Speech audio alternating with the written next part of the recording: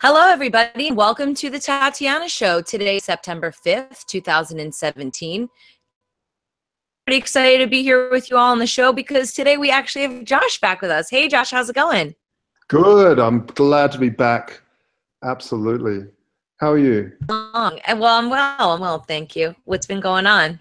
Well, what hasn't been going on is off in probably Europe? easier to say because Bitcoin has been out of control with the forks and we at Voltoro, because we're an exchange, there was a lot of planning and a lot of stuff to get ready for the hard fork that happened, and then figuring out how to deal with all that and make sure all our users' funds are safe is always taking the most conservative approach moving forward. But yeah, it's been an amazing trip through crypto land, as it always is. I mean, geez, I honestly, Tatiana, I feel like I'm living in a sci-fi novel. Okay, about sci-fi novels, do they figure out what they're going to do with the nuclear war that's impending, or no? No, don't worry too much. Make love, not war. All right, fine. And use crypto. What do you think of this ICO news? The more we defund this whole apparatus that has access to these ridiculous tools. What do you think of the Chinese banning ICOs? Do you think that's able to even be done? Look, I don't know. What would they do in order to stop it? And this is the thing. Why certain things needed the blockchain is the reason why money was the first application of blockchain technology was because it's illegal just to mint your own money. And so what we're seeing here is, which I think is a ridiculous law, because minting a currency, you should be able to try and compete. And we find monopolies abhorrent in every other part of our lives in society, but somehow with money, we've accepted that the state can have a monopoly on currency. But anyway, it is like that. And that's why Satoshi Nakamoto invented Bitcoin, was because it needed a way to decentralize something that was needed but was still illegal. And ICOs are an interesting thing because now people are able to fund projects, and I think it's a wonderful way of funding. It means that the little guy can have a go at actually investing in some of these amazing startups. Of course, there's a lot of scams and there's a lot of craziness, but the fundamental concept of an ICO is great. And I think China coming in, I think generally if I look at their past, what they do is they come in and they shut everything down, and because everyone's such a, they just follow what the state says of it, there's a boom, they shut it down, and then they come back and they just want to define regulations. So I think what's going to happen is it won't stay illegal for long. It'll come back because, I mean, the whole definition is so broad. What is an ICO? I mean, there's so many different types because it's programmable money. So, we have coins that are utility tokens. So actually, it's just software. You're selling software, and so I don't see how that can be made illegal. But anyway, it's an interesting. Well, we're gonna find out. I sold some of my Ethereum in fear. I was one of those people that heard the news on Facebook, and I was like, uh-oh, sold a couple of my Ethereums. I've been playing around with different cryptocurrencies lately, buying different stuff, so that's kind of fun. Yeah. I mean, I've like you, I've been a bit of a Bitcoin maximalist my whole time, but there are some really, really interesting projects. I find IOTA to be absolutely fascinating. It solves a lot of the scaling issues of Bitcoin, and I thought you were going to buy me some IOTA, and then you never did. Thanks a lot. Yeah, you Americans have a hard time because all these exchanges are blocking you. Yeah. Well, I've been very frustrated with Poloniex because I sent a bunch of Steam there, and they've had it locked up for over a month and a half. Oh, that's nice of them. Yeah, I just find it outrageous because it's a lot of money. It's not, like a couple $100. It was a fair amount of Steam, and to have that all tied up in Poloniex. Normally, I mean, I was just going in there to sell it in and sell it out and take it right out, but they've just been holding it hostage. So if you work at Poloniex, or somebody there, tell them that they suck and they need to get it together. Yeah, definitely. so frustrated with technology. I hate it. It's supposed to make everything easier, and like in my experience, my short experience in the tech space, it's done nothing to make my life easier. I feel like every time, what is it, like you find one problem, another problem pops up, like those like the little Russian dolls. Oh, totally, totally. It's a false economy. So who have we got on the show today? We've got some amazing guests. I'm quite excited because Colin was able to make it. He was running a little bit. We're going to have to do the show with Scott Nelson of Sweetbridge. But we've also got Colin here who's doing the Nexus conference with me out in Aspen. So we'll be talking a little bit about the conference and about Nexus. But first, I want to bring Scott on of Sweetbridge because he's going to tell us about supply chains. Now, I know nothing about supply chains. So hopefully Scott's going to teach us about this because to me, I thought supply chains seems like it would be something that you can make a lot of money streamlining, not something that seems like I'm going to understand what's happening. So, Scott, can you please tell me what exactly is Sweetbridge going to do to help revolutionize the supply chain industry? Welcome to the show. Thank you. But to your point about technology, we're going to make it simple. Well, that's, you know what? I've been hearing a lot of these promises in the crypto space so far. Well, we may deliver. We'll have to see. You can be the judge. How's that? I like it. I will. I'm a very good judge. So what is a supply chain? So the easiest way to think about it is it's Mother Nature or it's the supply chain. Okay. Everything you have, everything you use came to you through a supply chain or it was grown or created where it is. So what does a supply chain mean? Like, isn't that sort of like the iPencil concept, right? Is that not one person made a pencil, it's made of multiple things. And how did the pencil get from, the forest where they got the wood and the guy who mined the graphite or whatever? Yeah, that's the idea. None of the products we have today are created right where we live. And they're built by many people that do many different things, and they go through a web. It's really more a network. It's called a supply chain, but it's really more a network. It's very similar to the internet. You have all these hubs on the internet that basically route packages. Well, packets of data. You have the same thing in a supply chain or a supply chain network, which is a whole bunch of different parties who produce goods or services that are used by other parties who produce goods and services. They're used by other parties and finally end up with a pencil in a store that you buy. And we've gotten so good as humans with these supply chains that the middle class lives better than any king or queen has ever lived before because of the amazing global network that's built up of supply chains to enable me to the average Joe to have caviar from some exotic country sitting in my fridge at any moment or whatever. It's just amazing.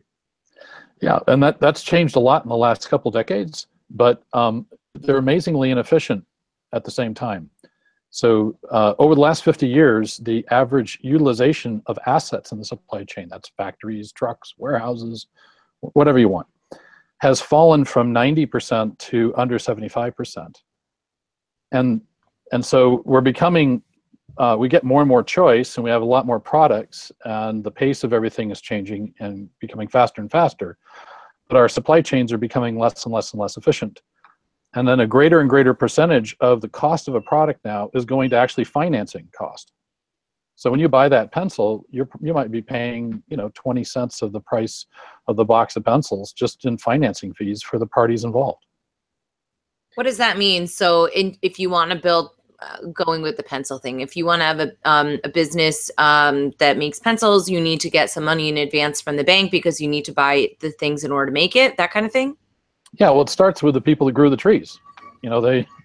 They had to own the land that had the trees and they had to grow, right? So they had to get big. And, they don't make pencils by chopping down, old forests. They make them out of trees that they grow specifically for making pencils.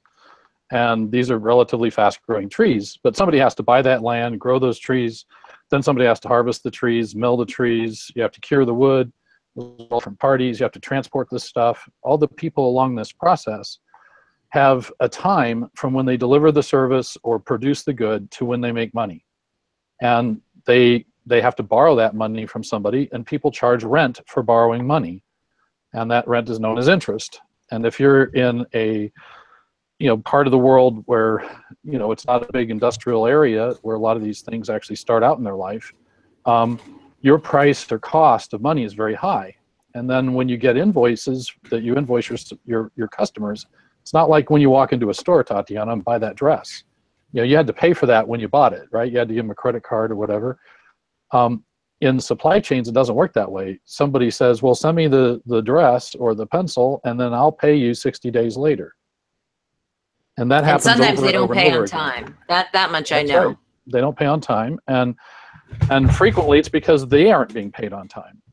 Because ultimately they're working with somebody like Walmart who's got the pencils, or Tesco or some big outfit, and they tell their suppliers, if you want to sell to us, then we want payment terms of 90 days, 120 days. These are not uncommon. And all this increases the cost of everything. So we have a solution, which is kind of radical, which is why don't we just make it cost nothing? What if it was free? See, that's where you lose me, right? What do you mean if it was free? How does that work in a case by case sort of thing? Do you know what I mean? Okay, so how do you mitigate that? Are people lending through this platform? No. Okay, so tell me from the beginning. Sure. So one of the things we learned about cryptocurrency from Bitcoin is that you can create a currency out of nothing. Bitcoin is backed by an algorithm, and it's our trust in that algorithm that causes it to be worth something. So for 4,500 years, banks created banknotes, and those banknotes were backed by property, your next year's crop, something of value. And in the United States, for example, in the 1880s, there were over 4,000 currencies in regular circulation. In the U.S.? In the U.S. They were called banknotes. They were called banknotes. And you got them by going down and giving the bank the title to your farm, or promising them next year's crop, or giving them some shares in your business. That's how you got the banknotes. So you gave the bank collateral, and then you could get the banknotes, and then you could spend those with local suppliers and farmers and people to provide for yourself.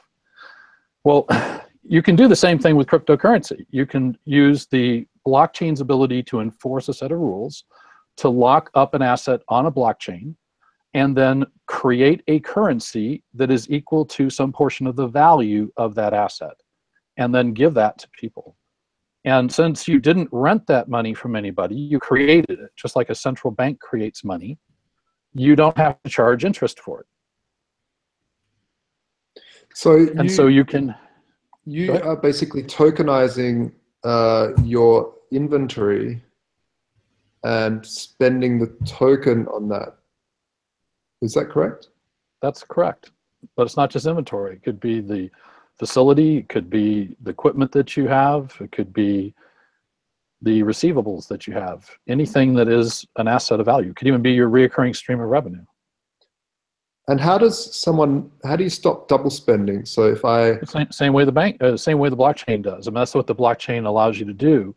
So what you have to be able to do is you have to be able to lock up the asset in the real world, inside of national economies, inside of legal jurisdictions. You have to lock the asset, and then you have to be able to put it on the blockchain. So this is exactly what people like London Mint Gold are doing with gold. It's exactly what's happening with Pink Diamond and what they're doing. They're doing it for commodities. It's exactly what different folks that are doing this for energy or for oil are doing, is they're locking up the asset in the real world and then creating a digital token that represents that asset that you can trade on the blockchain.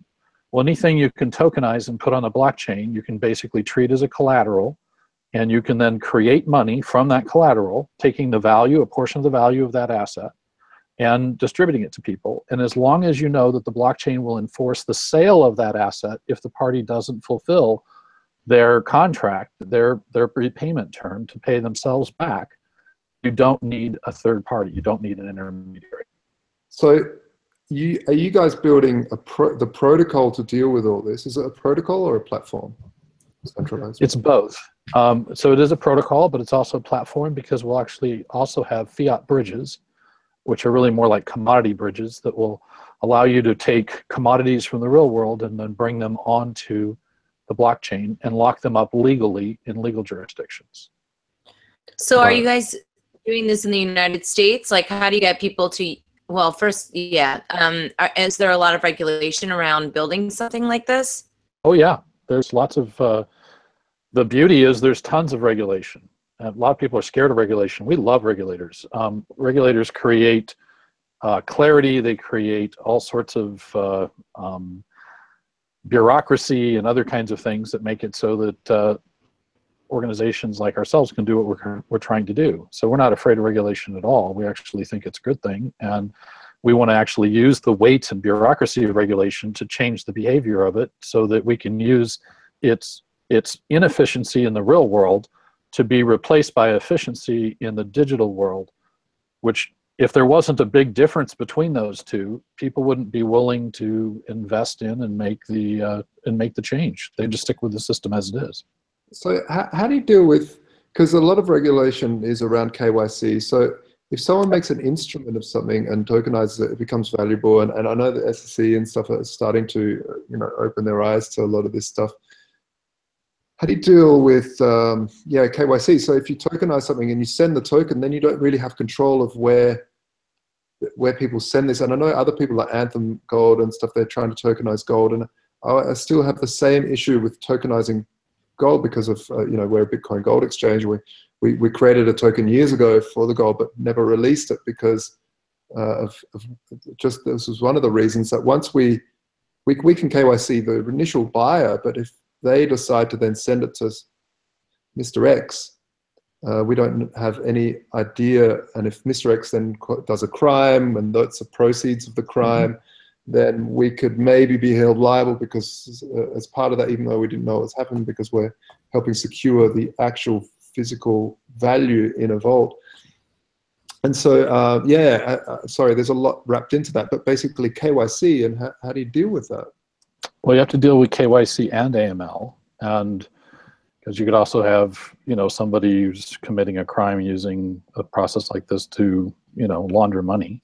And the way you do it is you basically say, okay, I'm actually going to be a money services business in the full sense of the word of what the US government defines that as, and same with the other legal jurisdictions, and I'm just going to buck up and do KYC and AML. That's so how you guys do it. are taking that on? We're taking on more than that. We're going to take on tax compliance. But if someone sends a token to a random person, yep, because it's a protocol, what happens then? Because you can do AML KYC with the first person, but if they decide to then send that token on, so it really becomes, so once something is in, there's two kind of types of trading in our world. One is in network and one's out network. So if you're in network, we assure that all the parties are KYC AML.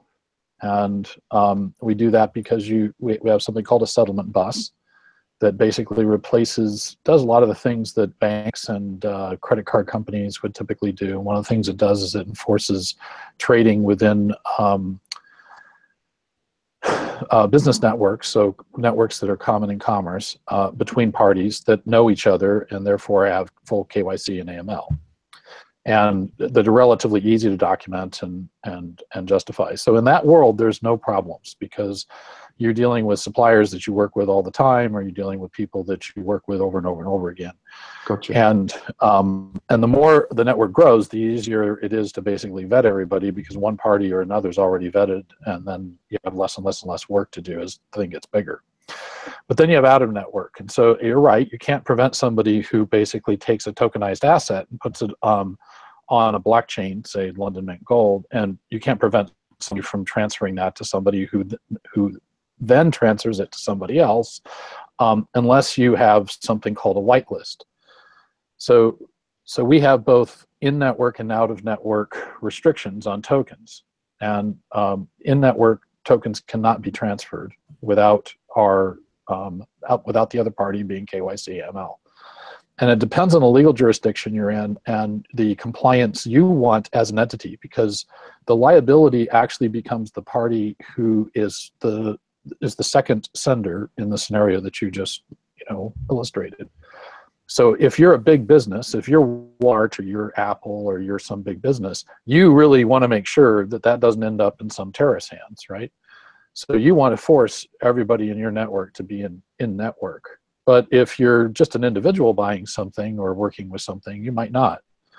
And so that burden becomes the party who ultimately makes that further transaction. And at that point, we can't assure KYC and AML, but we don't. That party who made that trade had to declare themselves out of network, and so you can enforce all the AML restrictions and governmental reporting requirements to report the trade to the government related to who actually got it and then sent it on. Where it went from there, you don't control, and that happens today.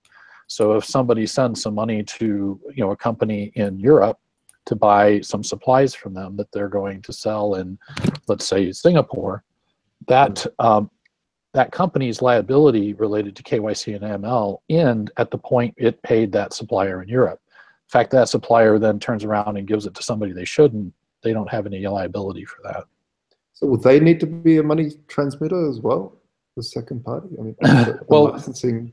So it depends on the legal jurisdiction, right? So in some legal jurisdictions, you have to be a commodities trader, because what you're dealing with would be a commodity. In other legal jurisdictions, you would have to be a money services business, and in other legal jurisdictions, you would have to be nothing. It just depends on where in the world you are. Yeah. Doesn't really make it that accessible for the average person then, because like how do you see this playing out in terms of watching it? Like where are your first use cases and how does it gain utility? And then if people are an average business, it wants to participate, don't they run into the issues that Josh just described? I mean, they're those are multiple maybe questions. not going to be that savvy, right? Yeah, so they don't need to do any of this. We do it all for them. And that's what happens today through their bank. Their bank does all this for them today. And Okay. it's one of the valid services that banks provide people. So it is a good service that banks provide.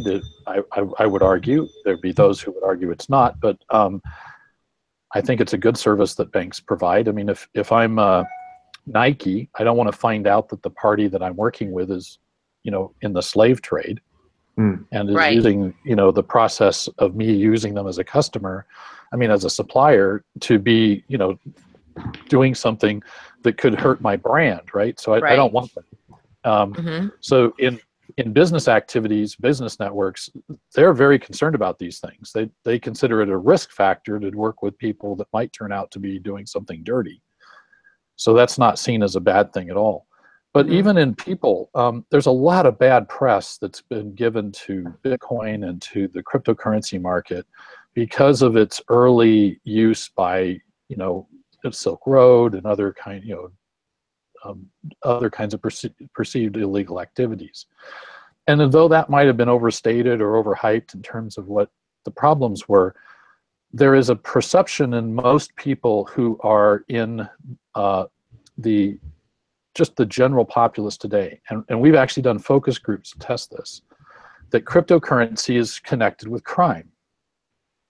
And this is just not true, but it's not true not because it isn't that it's true some of the time, it's just not true most of the time.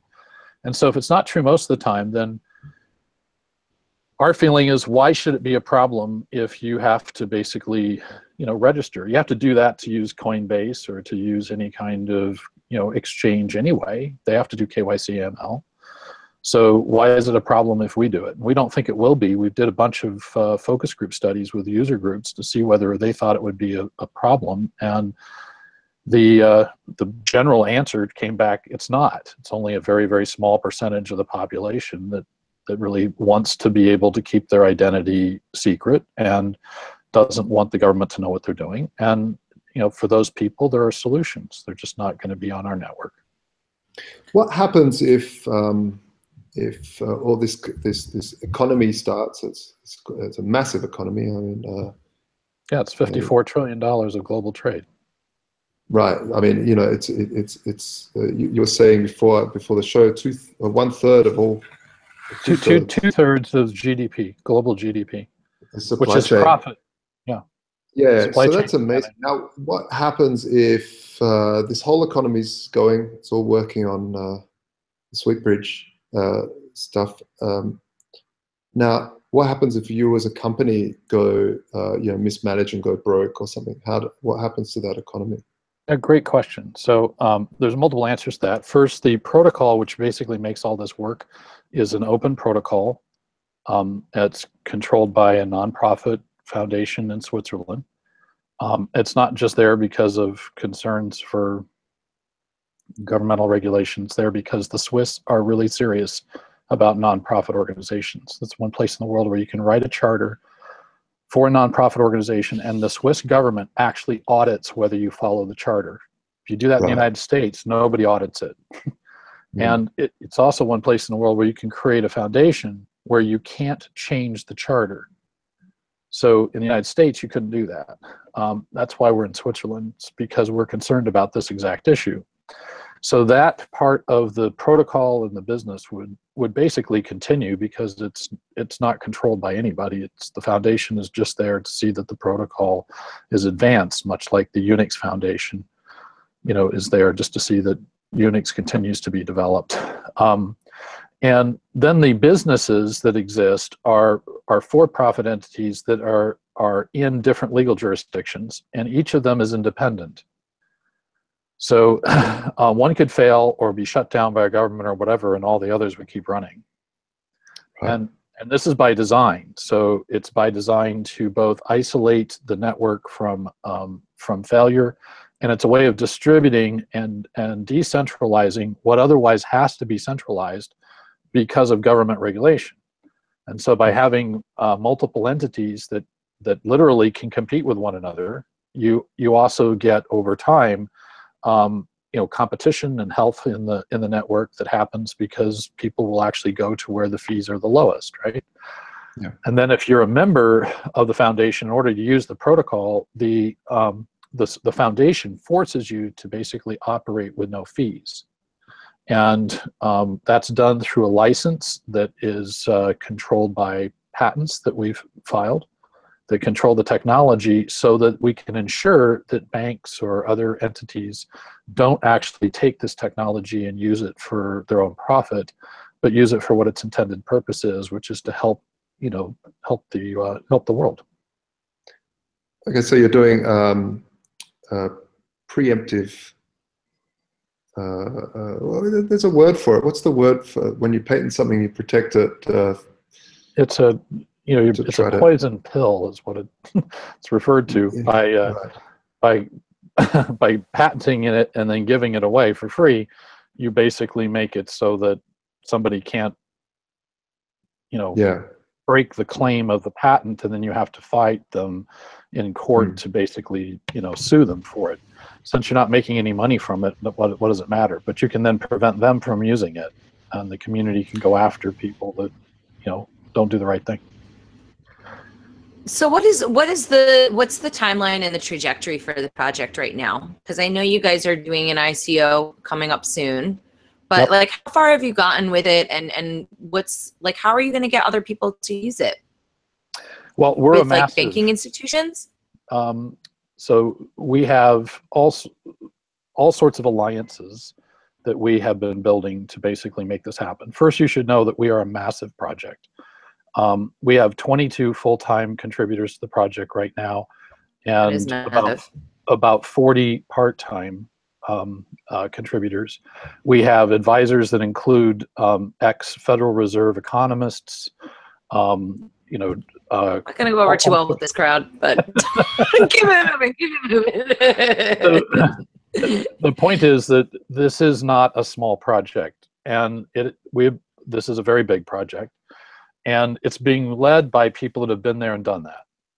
Yeah, they've printed money out of nowhere for years. They've been there, done that. They have. They have, and they freely admit it. They know they have. and they think the system is broken too. It's odd. Talking to them, I was initially thinking they would think, oh, this is a bad idea. We've got a whole bunch of economists that we've talked to, and mostly what we get is excitement and interest because they see an opportunity to experiment with ideas they've had about how to fix things, but they can't convince the governments that they're part of to risk the kinds of things that we can risk and try in this new crypto space. And they've been talking in some cases for 100 years about better ways to do the economy. But they haven't been able to they should have just dismantled the Fed. That would have been fine. I would have gone for that.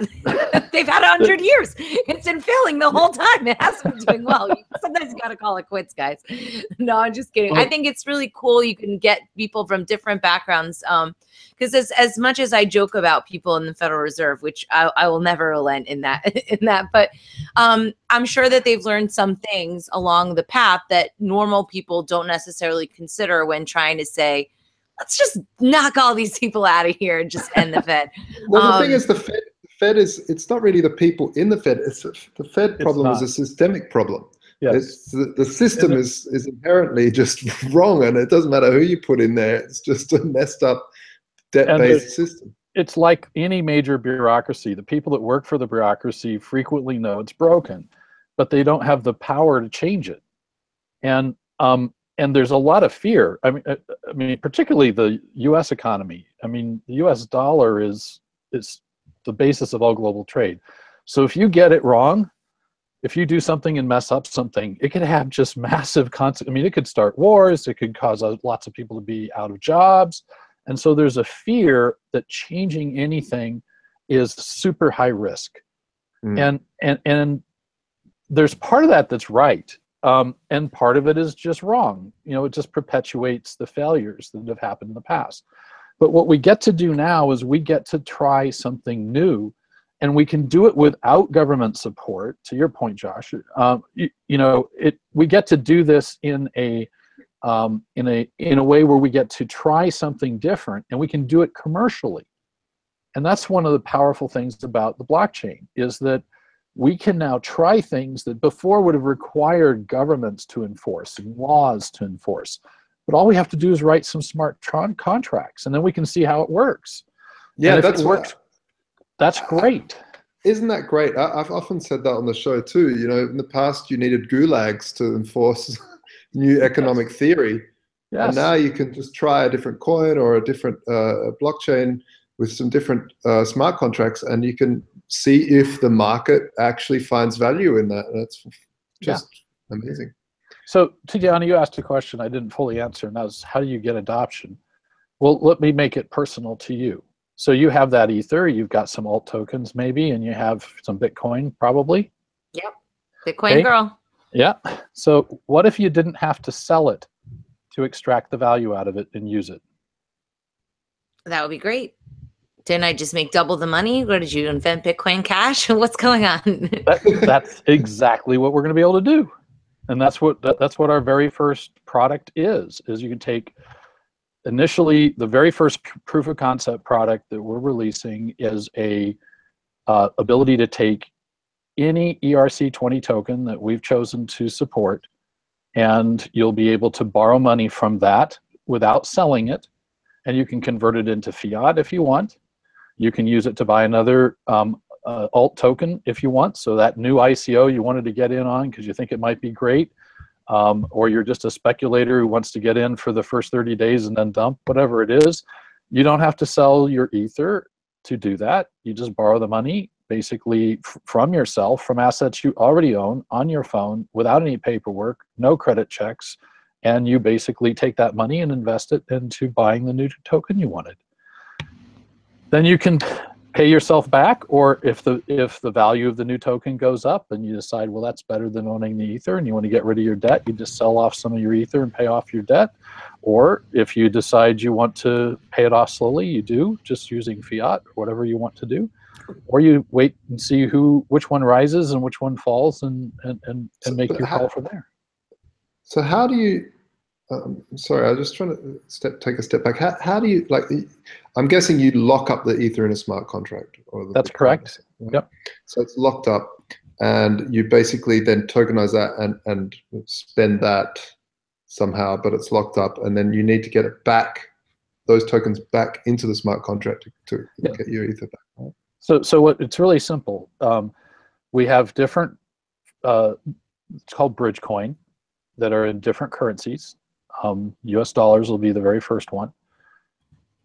You would take your Ether on the day that we lock it in the smart contract, it gets valued, and you get a certain percentage of that. That percentage is controlled by a board of governors who controls what the value of the asset is based on how volatile it is and its trading history and how many exchanges it's on and that kind of stuff.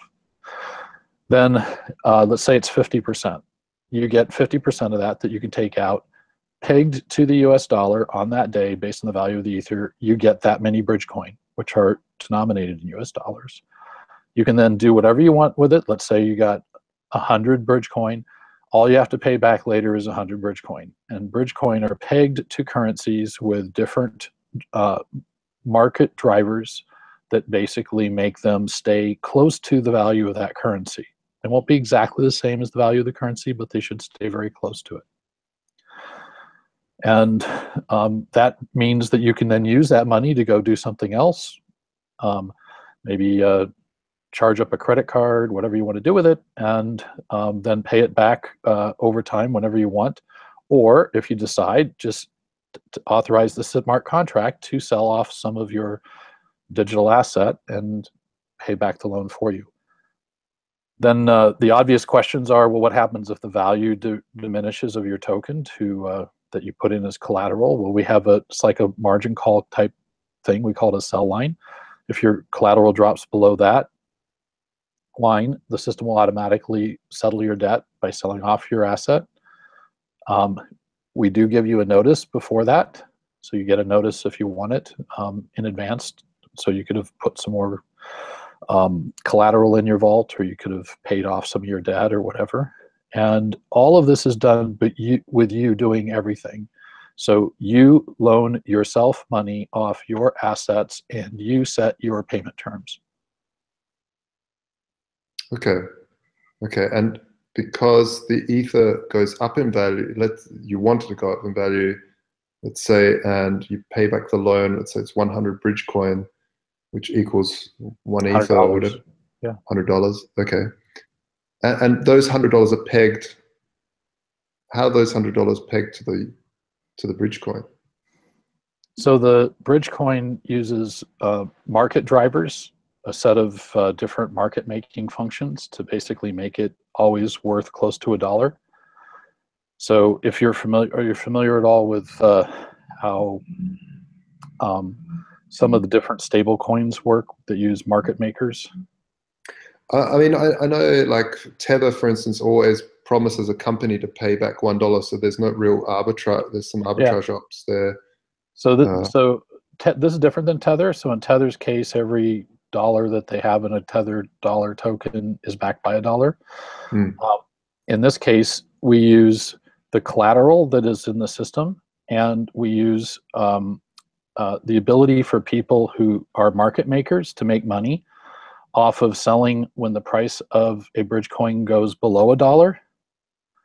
They buy up the excess Bridgecoin in the market, and then when it goes above $1, they basically sell it off. And they do this in trading platforms through our exchanges, and they actually make money by doing that.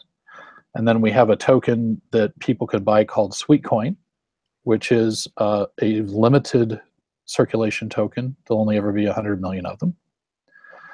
And what you get if you own a appropriate amount of it, depending on the activity you're doing, then you get all of these services interest-free and service-free.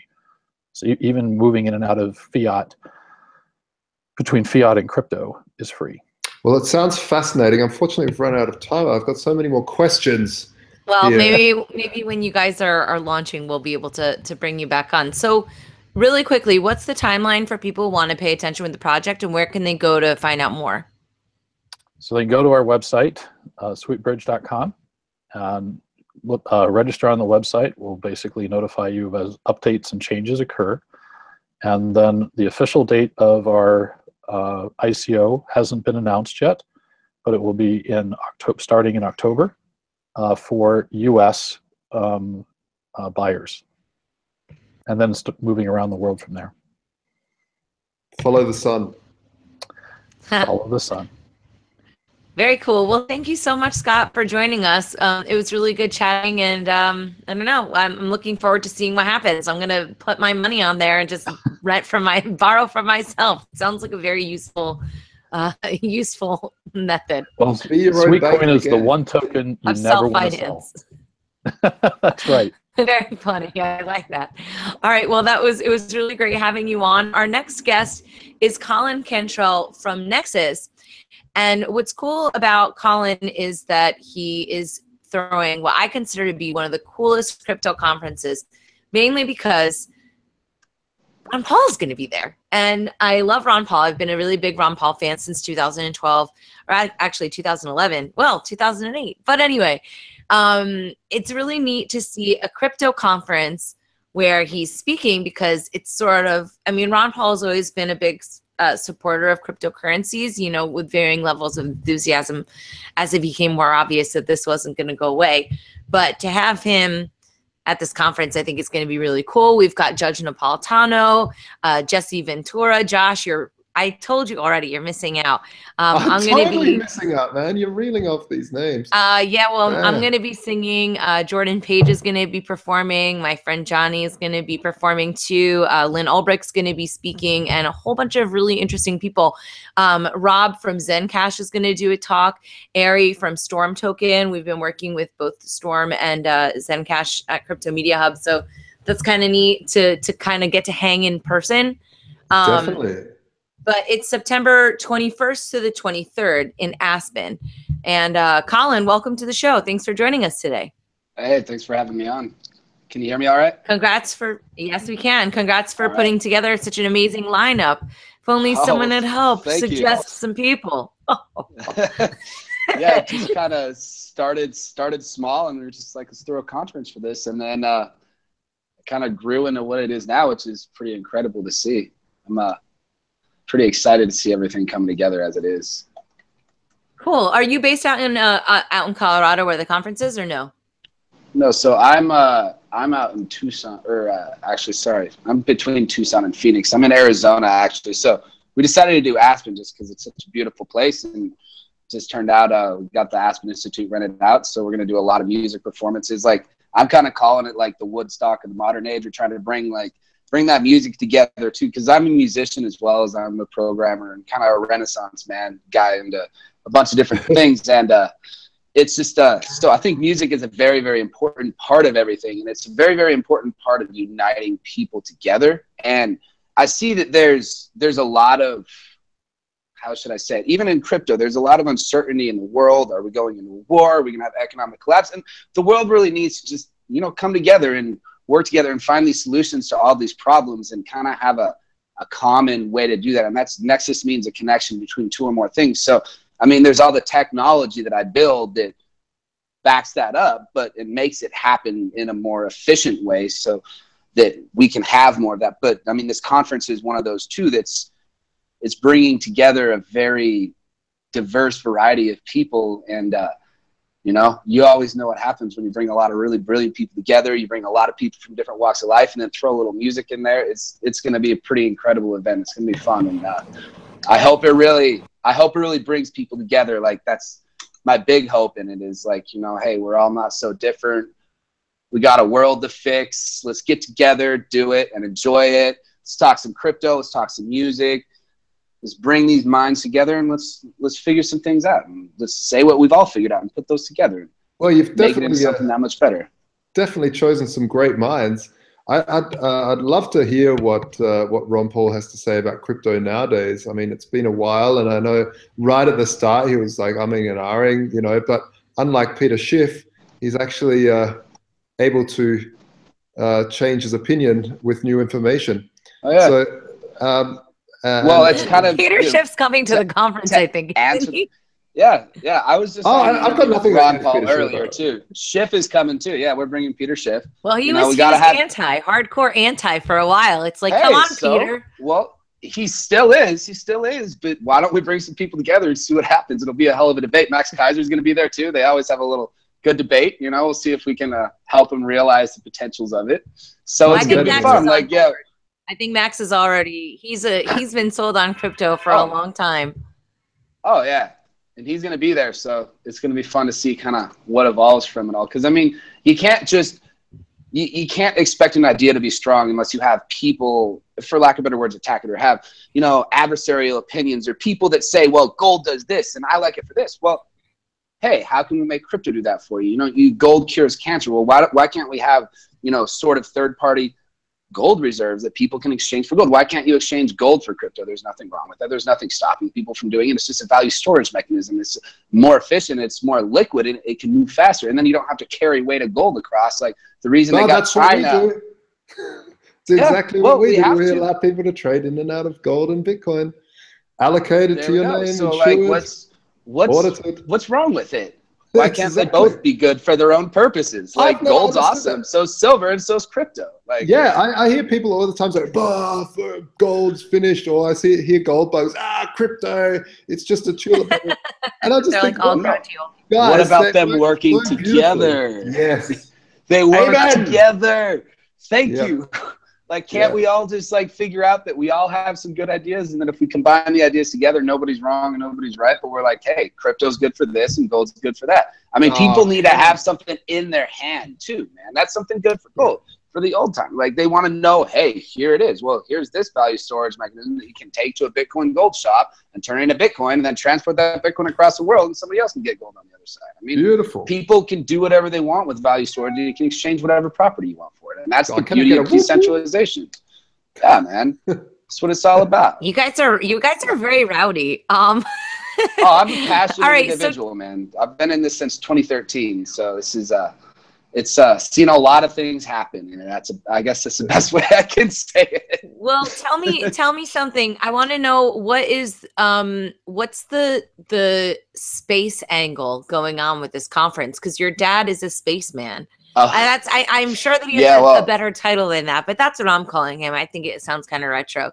Tell me, are we sending anybody to the moon from the Nexus conference? I have a couple suggestions. No. We're not getting that far yet. But okay, I guess I can just say it like this: 60 miles or 100 kilometers up, you know, in low Earth orbit's about 90 miles to 100 miles. So above 60 miles is international. Nobody owns it, right? So by having satellites up there, we're distributing this technology even further. We're running this disruptive technology that is disrupting these central banks that obviously are not too happy about it. And we're running on their rails. We're running on their ISPs. We're running on their hardware. And so we're going to be putting these satellites up. So the way the story kind of comes together with my dad is, I've been talking about, you know, we're going to build satellite internet and everything. He's like, well, hey, not to get you down, but Elon's on it. I'm like, oh, no, we'll beat Elon to it. Like, whatever. Because we go back. I mean, I guess I just unknowingly grew up in the aerospace industry. So Carl Sagan was a friend of the family. I grew up meeting Bill Nye the Science Guy and Buzz Aldrin and all of them. And, you know, intermittently, I kind of ran into Elon Musk when he wanted to find out, you know, how to build rockets. He went to Lou Friedman, the Planetary Society, and he was like, hey, I want to send mice to Mars. And he's like, oh, contact Jim Cantrell. And then my dad got John Garvey and a couple other people, and they flew out to Russia. Long story short, Russians got drunk, and they said, oh, get out of here, boy. We don't sell you ICBM. And he said, okay.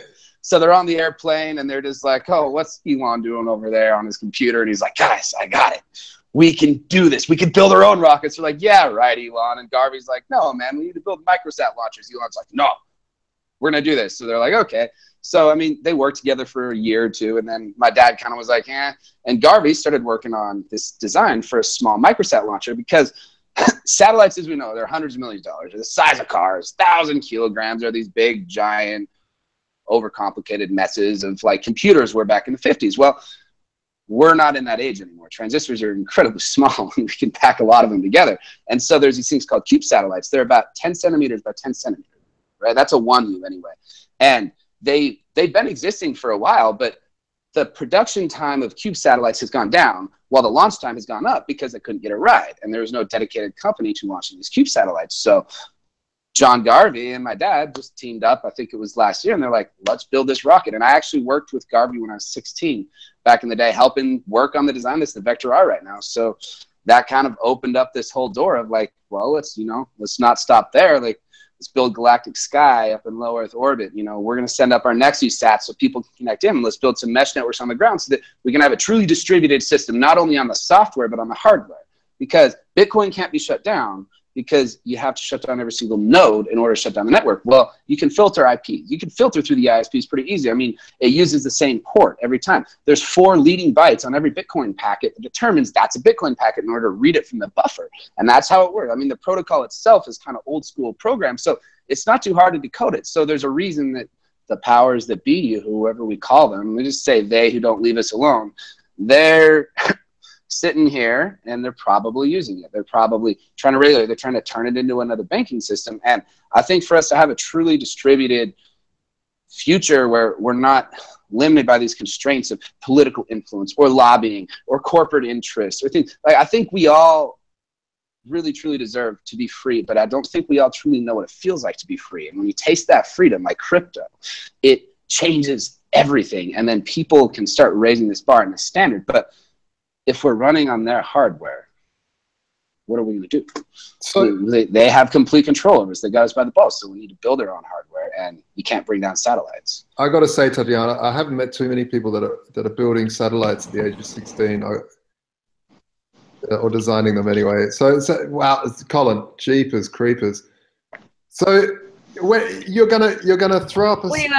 Because Blockstream I've been just waiting chucked up patiently some with the question, and it's very important. We have to Shoot stop. away. Did we go to Mars, or was it? I'm sorry, no. I know we didn't go. Well, maybe we went there, but did we go to the moon? Did it happen? Do you think so? Well, I think there's a lot of speculation on it. Okay, now I'm not too into like answer.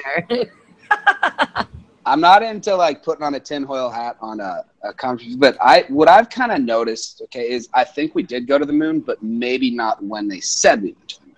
That's my theory on it, because there's enough strange data to see a bit of film studies, see waving flags and things like that, and there's data pointing that way, but there's also data like we launched a damn rocket, you know, and that's on video too. So it's like, well, where did it go? Yeah, did it just orbit around and just to throw some giant sham? So I think it's the truth somewhere in between these extremes. And maybe we made it to the moon. Maybe they made it back. Maybe they didn't. Who knows? You know, maybe they found out that, oh, crap, the moon's made of cheese. For all we know, we don't know. So that's all I can really say is that. But I think the truth is out there, but it's not necessarily what these people say here, and it's not necessarily what these people say over here. I saw this interview once with Kubrick, and I think that some other people said it was fake, but I don't know. It seemed really compelling that he was talking all about how he did it. How, yeah, that's a big fake movie. Did you watch it all the way to the end? Yeah, I think so. Yeah, and it goes crazy, and then you realize it's all a big bullshit. No, I didn't know that it goes crazy. I don't think I don't think I made it to that part. It's so weird. It's like, I mean, I wouldn't be surprised either way, to be honest. Like, with what we're finding out about the world these days, man, I would not be surprised either way. Yeah, well, I was down with that, because, you know, Kubrick's got his whole, like, you know, eyes wide shut thing when he dies. It's like, yeah, he knew too much. No, it's called A Funny Thing Happened on the Way to the Moon. And it's great, because I was like, what? I just accidentally turned on the telly one day and that was playing, and I was like, oh my God, this is earth shattering. And then it just keeps on getting weirder and weirder and crazier and crazier, like, you know, and then you just realize, oh, they're just pulling my leg. Yeah, Thanks some people are just talking, some people are, you know, doing some things. You always, I mean, the bottom line is, like, one thing that makes science such a beautiful thing, where technology is birthed from, is independent verification. Even with Bitcoin, you can independently verify the data with mathematics. Well, we can't really do that. So, I mean, it's going to be who said, she said, but, you know, maybe we should just make a rocket to the moon and then we'll find out for ourselves. Yeah, exactly. See if we can go find the flight. It's easily provable. So, I mean, there's still time before the event. I'm just saying, you know, if you really want to impress people. Maybe. So Colin, I'm not out to impress people. I'm out just that would be pretty fun, but like, there's some things, like, I'm a little worried about this planet right now, so I got to make sure home's good before we leave it on some adventures of our own glory, I guess you could say. But for the facts, I think it would be pretty fun to go there. You know, who knows, man? So tell me about the Nexus coin, because so it's called Nexus, I guess. I mean, some people say Nexus coin because everyone says coin, but try to make it so people know Nexus, because the token's NXS. So, like, it's a network in itself. So, I mean, we're original. I mean, since about 2014, I've been building it, and started it as CoinShield actually back in those days with kind of stopping all the scams. I don't know if you guys are familiar with the pump and dumps of 2014. Right. It's kind of like a lot of ICOs are kind of pump and dump a little bit nowadays. That's why you got to pick and choose wisely about what you invest in. But, you know, back in those days, we were trying to bring more awareness to it. So that's where it started. And it kind of evolved into Nexus over time when we started figuring how to connect all these different ideas and realized we need to decentralize the world. The whole world could use these distributed systems, not just in financial transactions, but in creating new governmental systems and creating new organizational systems, financial systems. So the technology of it with powers that I could go into all the text if you want, but basically we concentrate on security, sustainability, and scalability. Because right now blockchains don't scale. You know, Ethereum has that time of the month. Every time a big ICO comes and the network gets congested, because the blockchain was really, the architecture of it, again, it's the best way to say, is not really designed for full scalability. It's a flood network and everything. And they're starting to work on, I mean, I think Vitalik calls it fracturing, but I mean, it's really called database partitioning.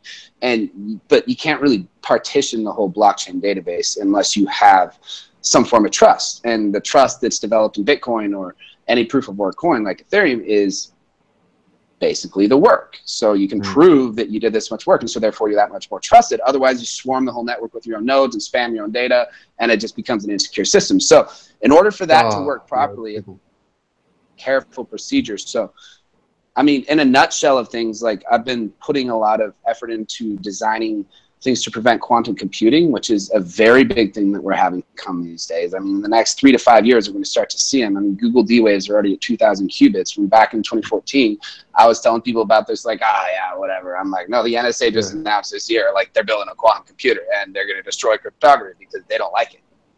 It used to be only something available to governments until Eric Young made SS Lie, and that started the whole cypherpunk revolution, which is what birthed Bitcoin. So, I mean, I guess you could say, like, if you want me to go step by step through all of the technologies, I'm happy to do that. But in a higher level overview, I'm working off of Satoshi's original code from about 2012, and I've rebuilt a lot of it and learned everything about it from what he coded. And because as a coder, you can kind of learn how somebody thinks by their logic and how they code. So I kind of learned how to think like he thought, and then figured out how to expand that forward into creating new architecture that enables these types of things to scale to worldwide volume. It allows these things to be quantum secure, and it allows it to also be, for lack of better words, like more immutable to authorities or the pyramidal type power systems where people get addicted and put to the top of something, because things need to be balanced. I mean, I'm more into a network-based society rather than a hierarchical society, but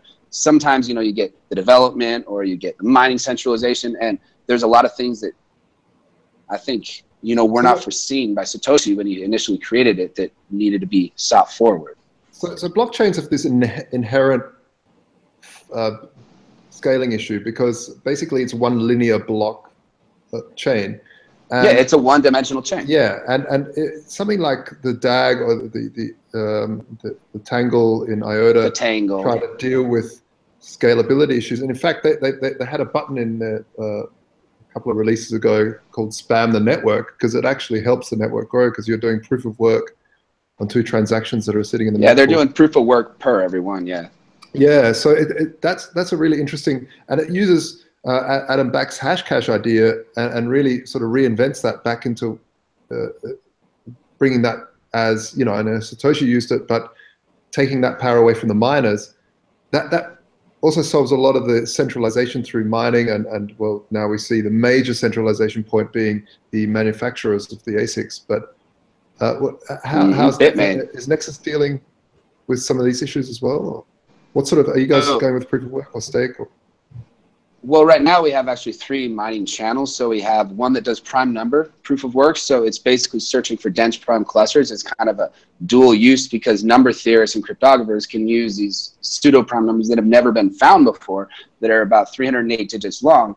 They kind of form in, I guess, tightly grouped clusters. Remember someone? What's that? Was that Peercoin that did the first prime? I forgot. No, it was actually Primecoin that did the first one, and they had Cunningham chains of the first kind and second kind, and also bitwin chains, which is basically 2n plus 1, 2n minus 1, or it creates 2 chains as one. So that was a little bit different. We're doing dense prime clusters. So I wrote this algorithm for that, And that also, it's really very highly difficult to make an ASIC for it. I wouldn't call it ASIC resistant, but then I went to SK1024 too for the other hashing algorithm using 1024-bit outputs, which, you know, it's GPU mined right now, but eventually it will become ASIC mineable. But that's the baseline infrastructure that has been built, because I've built it off of a Bitcoin-style blockchain in order to transition a Bitcoin blockchain into a Nexus-type chain.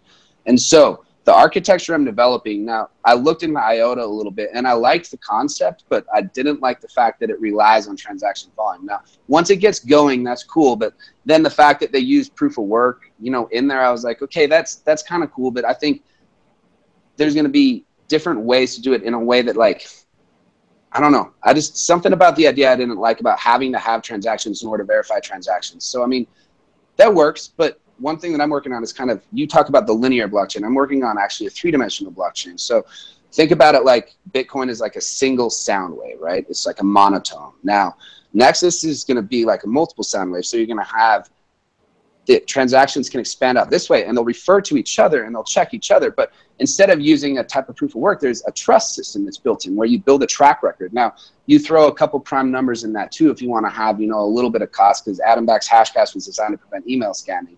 But the prime numbers work better because you get the scientific use of it. And then what you do is you have multiple levels of locks. So then you have trust locks, which is kind of a more sophisticated proof of stake system that they all agree on a lock, and they weight it based on their trust. And they build trust by producing time in the network. They're using their time in the network, and using time is the cost, where you're actually proving you've spent this time on this in a way that's more energy efficient than proof of work.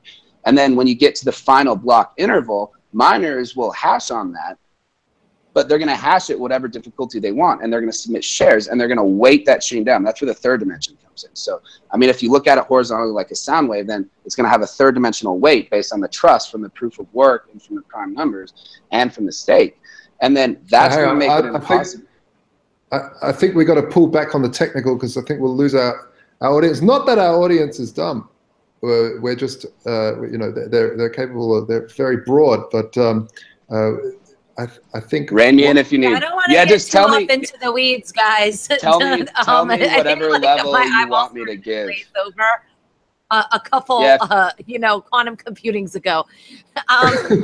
Either way, we have to wrap the show though, because the show ends in just a few minutes. But I want to invite people to the conference, but maybe I will let Colin do that. Colin, why don't you invite everybody to the conference? Why should they come? 30-second elevator pitch. You should come to the Nexus conference because it's your connection to the future. It's your connection into this industry of great minds, creating a think tank and coming together in order to celebrate and learn together about the future that we have to create, because the world needs change and we need to be that change. So by coming together and sharing what we are as to each other, we'll connect together and make that change together. Yeah. I like it. Very good. When is it? Where is it? How much? September 21st to the 23rd. Tickets are $500. And yeah, I don't know. It includes 3 days of conferencing, and then there's all these different activities and stuff like that. I just wanted to give a quick shout out to a couple of our sponsors. The Bitcoin CPA. Unfortunately, Kirk won't be at the Aspen event. He's makes tax and Bitcoin fun, or as fun as they can be. Brilliant. Holler to our friends over at Crypto Compare. I've been doing some tweets of their up-to-the-date crypto news. Holler to Ross, who's rotting away in a prison in Colorado, actually. So we'll be hearing from Lynn Ulbricht at the Nexus conference, giving us the latest update. Unfortunately, I won't be able to visit Ross this time because I wasn't approved on the guest list yet, but hopefully soon. But he's doing well. And also, I want to send people over to Sovereign Tech and Sex and Science Hour. Those are two really great podcasts. I love those guys. My company, Crypto Media Hub, we're doing marketing and PR and advertising and all sorts of fun stuff. And if you need T-shirts made, go to libertycraze.com. My friend Dana makes really cool shirts, and he's a Liberty lover if you like to support like-minded individuals. Colin, any final words for our people before we ship off? I appreciate the time. I appreciate the time on the show, and it's going to be fun to see all of you there at the conference. And I look forward to meeting everybody and continuing to grow everything. Very cool. I'm going to keep trying to get Josh to come to the United States, but I don't know if that's going to work. Thanks, everyone, for coming on the show. Thanks, Scott from Sweetbridge. You can go check out Sweetbridge's site. And then the Nexus conference, what is it? Nexus something, and then it's /conference. What's the URL? Nexusearth.com, yeah. Oh, nexusearth.com/conference. Yeah, and you can find out all the info there. So I hope to see everybody there. And I'll be on the Tom Woods cruise in October. There's a FinTech conference in Atlanta.